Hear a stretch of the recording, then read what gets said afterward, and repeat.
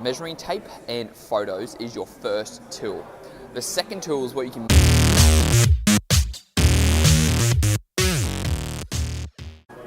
you need to be making sure you're making progress in the gym, and I'm going to share with you 3 ways you can do that. There are 3 powerful tools that I use with my clients to make sure that whatever results they're after, they're actually seeing it, because what gets measured gets managed. If you have no idea what's going on, then how are you supposed to know if you're actually gaining the results you want, whether that be losing body fat, whether that be gaining lean muscle, whether it just be transforming your body and improving your health and fitness. You need to be able to track it over time. That is one of the most powerful things, because so many people just get discouraged when it comes to the gym because they don't think they're making results, when if you aren't tracking, first of all, you don't know. And number 2, you might not be getting results because you're not tracking, because you're not taking the time to actually figure out what you need to be tracking. And the reason a lot of people don't track is because the same thing, they don't know what to track. So I'm going to share with you 3 of the most important things I want to talk about. Number 1 is that you need to track your measurements, okay? It's plain and simple. Tracking measurements is so important. And what I like to use for that is a simple body tape that you can use to actually track it. So you measure your waist, you measure your hips, you measure your legs, you measure your chest. All of your areas you can manage to measure, you want to do as many as possible, right? So like I like to do with my clients, I've got about 8 spots. I've got the waist, I've got the hips, left leg, left arm, right arm, shoulders, and chest, okay? That way we're doing all areas of the body so we know what's going on.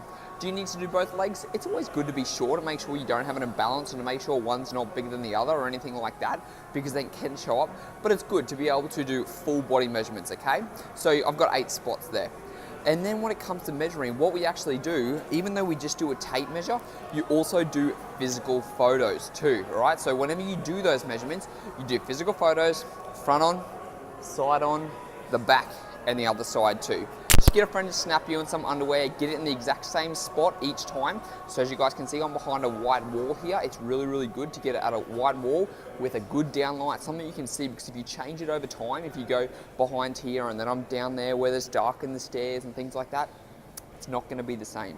So the first thing you want to do is you make sure that you buy yourself a quick measuring tape that costs about $5, and you measure all of your body scales. There's actually a really good one called, I think it's called Measuro. I'm gonna link it down below because it's a really good one that you can actually do your own self measurements, so you don't need other people to take it. So measure on a daily basis, and that is the scale, okay? Now, being able to measure yourself on a scale is really important for every single day, because you can see what's consistently happening over time. You can get a running daily scale of seeing what's going on, because, you know, one day it might spike up really high. Like yesterday I was 71.1 because I had a high salty meal, but today I'm back down to 69, okay? And so it's going to spike up and down, but what you're going to be able to do when you track this, you're going to get a running average of what your body weight actually is. Yes, it's not going to be 100% accurate, but it's a big skill, it's a big tool that I recommend.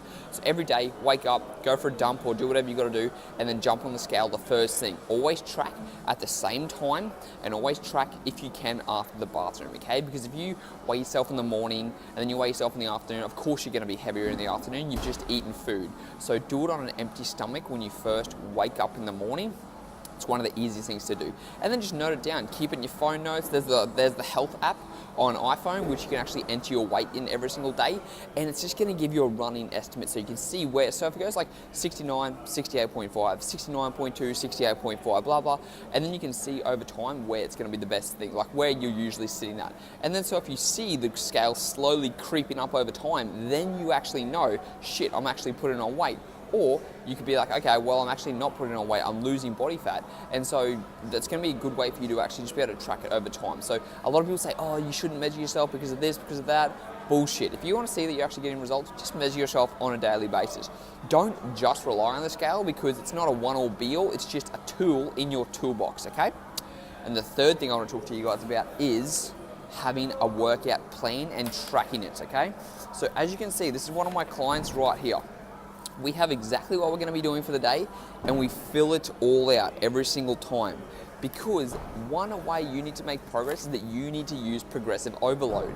That means each time you're in the gym, you either have to increase the amount of repetitions you're doing, you have to increase the amount of weight you're using, or you have to slow down your rest time.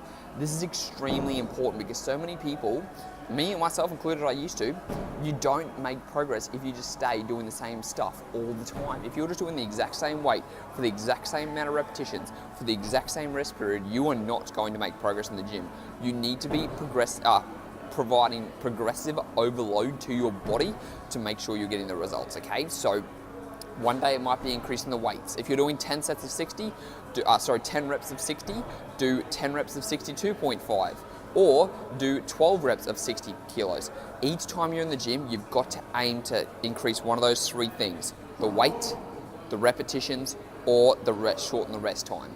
Once you start putting those things into place and you start tracking over time and you write down, because if you don't write it down, if you don't note it down, you've got a busy life, I've got a busy life, you're gonna completely forget about what weight you did last week and you're like, oh, what weight did we do? And that's like my clients like, hey Tyson, what weight's on this? I'm like, lucky we have it written down, because otherwise I've got to remember 30 other clients. I can't do that. I can't keep it all on the top of my head. I can't even freaking track my own workout.